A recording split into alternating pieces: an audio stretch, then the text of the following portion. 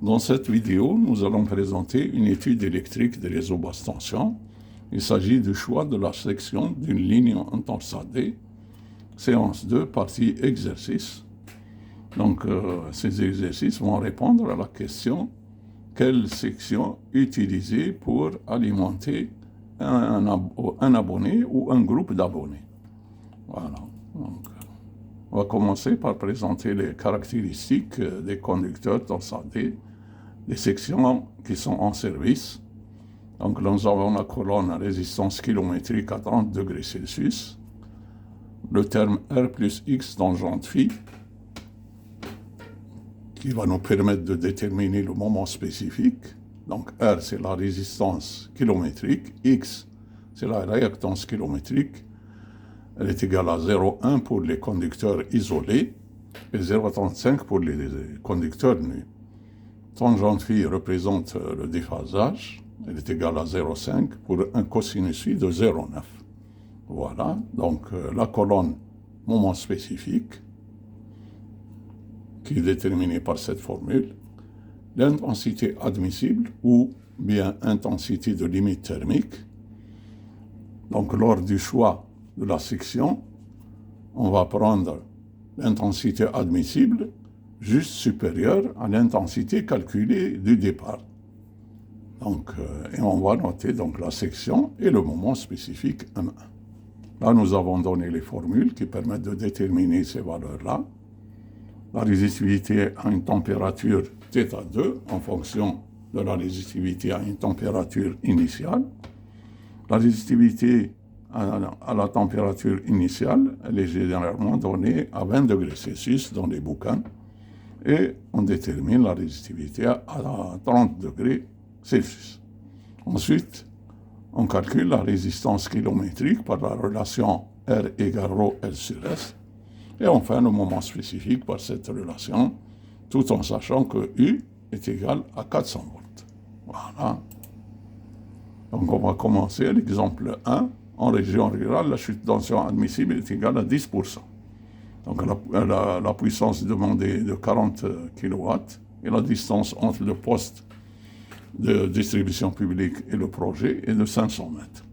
On nous demande la section qu'il faut utiliser. Premièrement, on détermine l'intensité qui circule dans la ligne par l'application de la puissance, la relation de la puissance active en triphasé, I égale P sur racine de 3 U cosinus phi. Donc la puissance, elle est connue, 40 kW. On l'a convertie en watts en multipliant par 10 puissance 3, divisé par racine de 3. La tension est égale à 400 volts et le cosinus phi est égal à 0,9. Donc, on trouve approximativement 64 ampères.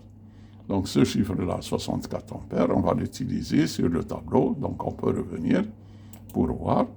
Là, 64 ampères, on va l'insérer sur cette colonne. On voit bien que 138 est supérieur à 64. Donc, on va choisir la section 35 et on va noter le moment spécifique 1,68. Donc, on revient. Donc là, on a trouvé sur le tableau des caractéristiques la section 35 mm² aluminium et le moment spécifique 1,68. Donc, on continue. Troisièmement, on va calculer le moment de charge M égale PL. On trouve 20 kW/km.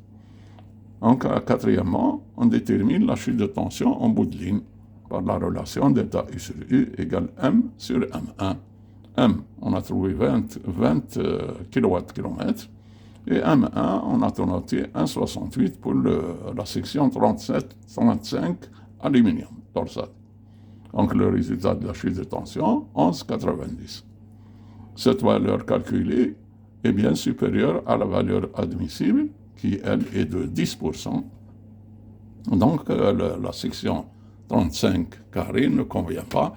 On va prendre une section juste supérieure, 70 mm², et on refait le calcul de la chute de tension, M sur M1. Donc, on va prendre M1 pour la section 70, et on trouve 6,39%, valeur qui est acceptable parce qu'elle est inférieure à la valeur admissible qui, elle, est de 10%. Donc, on va choisir la section 70 mm². Voilà. Maintenant, on va voir un deuxième exemple, c'est celui de la charge uniforme. Donc là, nous avons un départ en torsade, basse tension. On nous demande de calculer la chute de tension en bout de ligne, c'est-à-dire au support numéro 4. Donc là, on a le schéma du départ. On a noté les caractéristiques de ce départ. Donc, pour appliquer la loi ou la formule de la charge uniforme, il nous faut 3 critères. Le premier, c'est le nombre de branchements par support. Il faut que le nombre de branchements par support soit le même. Ici, nous avons un branchement par support, un branchement triphase. Il faut que la section du départ ou bien de la dérivation soit la même, constante. Ici, nous avons la section 35 carrés aluminium. Et enfin, la longueur des tronçons ou bien des portées est la même. Ici, nous avons 50 mètres sur toutes les portées. Donc, les 3 conditions sont vérifiées. Donc, on peut appliquer la loi ou bien la relation de la charge uniformément répartie, qui dit M égale PL sur 2. Voilà, donc on continue. Là, nous allons faire les 2 méthodes. La première méthode, on calcule la chute de tension tronçon par tronçon. Et la deuxième, on va appliquer la loi de la relation de la charge uniformément répartie. Donc, on va commencer par le calcul tronçon par tronçon. Donc, on va tronçonner le départ. Et on va commencer par le bout de ligne et on va vers le poste. Là, nous avons la colonne des branchements triphasés. Donc là, nous notons la somme des branchements qui se trouvent après le tronçon considéré pour pouvoir déterminer la puissance transitée. Sur cette colonne, nous avons le coefficient de simultanéité. Pour les charges triphasées, il est égal à 1. Donc la puissance, elle est déterminée par cette relation. P égale 18N. 18, c'est la puissance unitaire triphasée, et N, 3 phases, c'est le nombre de branchements triphasés. Donc, il suffit de faire la multiplication, 18 multiplié par le nombre de branchements triphasés. Et on a la puissance transitée. On note la longueur des tronçons, on la convertit en kilomètres, et on calcule le moment transit de chaque tronçon. M égale PL, nous avons la puissance et la longueur, il suffit de faire la multiplication. Et ensuite, on détermine la chute de tension partielle sur le tronçon.